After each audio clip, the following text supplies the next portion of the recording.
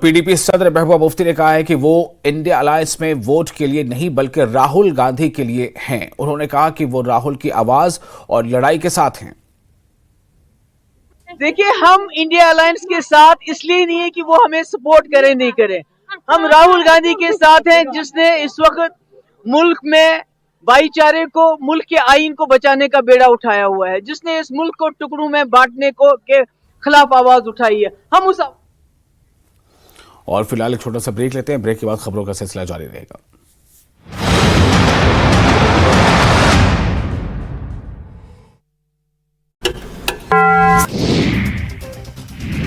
मुरादाबाद में gas cylinder से भरे ट्रक में लगी आग, एक एक कर फटने लगे सिलेंडर। ट्रक में थे करीब 300 से ज्यादा सिलेंडर।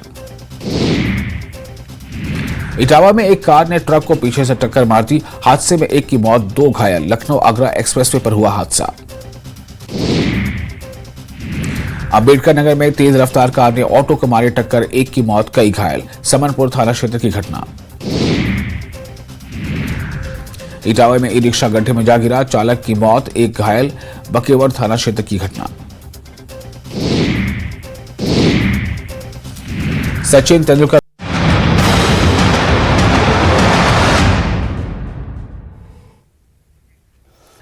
ब्रेक के बाद एक बार फिर आपका स्वागत है। नेशनल कॉन्फ्रेंस के नायब सदर उमर अब्दुल्ला ने शोपियां में एक बड़ी अवामी जलसे से उन्होंने खिताब किया और उमर अब्दुल्ला ने पीडीपी को निशाना बनाया। उन्होंने कहा कि नेशनल कॉन्फ्रेंस ने मरहूम मुफ्ती सईद को गैर मशरूत यानी बिना किसी शर्त के हिमायत देने और बीजेपी को न लाने की पेशकश की थी, मगर उन्होंने मंजूर नहीं किया। उमर अब्दुल्ला ने कहा कि महबूबा मुफ्ती अपने दौर में नरेंद्र मोदी की तारीफें करती नहीं थकती थी।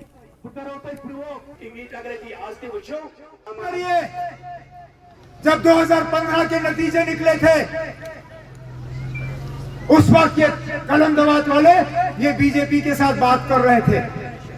ये नेशनल कॉन्फ्रेंस तंजीम है जिसने उस वक्त ये कहा कि मुफ्ती सैयद साहब ये गलती मत करिए, मत लाइए बीजेपी को अंदर, हमें कुछ नहीं चाहिए, हम कोई शर्त नहीं लगाएंगे, आप नेशनल कॉन्फ्रेंस और कांग्रेस की मदद ले लीजिए, बिना शर्त 6 साल आप हुकूमत करिए।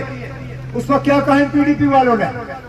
कहा कि ये पिछले दरवाजे से हुकूमत पकड़ने के लिए नेशनल कॉन्फ्रेंस वाले आ रहे हैं। इल्जाम लगाना बहुत आसान है, आप जरा अपना बताइए ना, आपने क्या किया?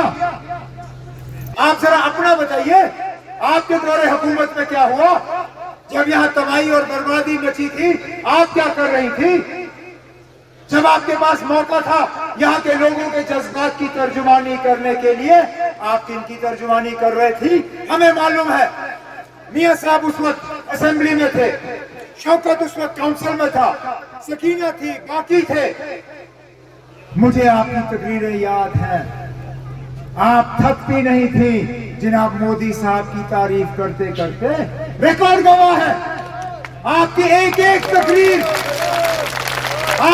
एक तकरीर मुझे याद है, जो आपने असेंबली में हमारे सामने की, जो आपने काउंसिल में इनके सामने की, जिसमें आपने ये कहा कश्मीरियों को कि अगर एक आदमी है इस दुनिया में जो हमारे मसले हल कर सकता है, उसका नाम नरेंद्र मोदी है।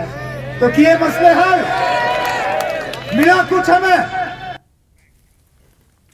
और नेशनल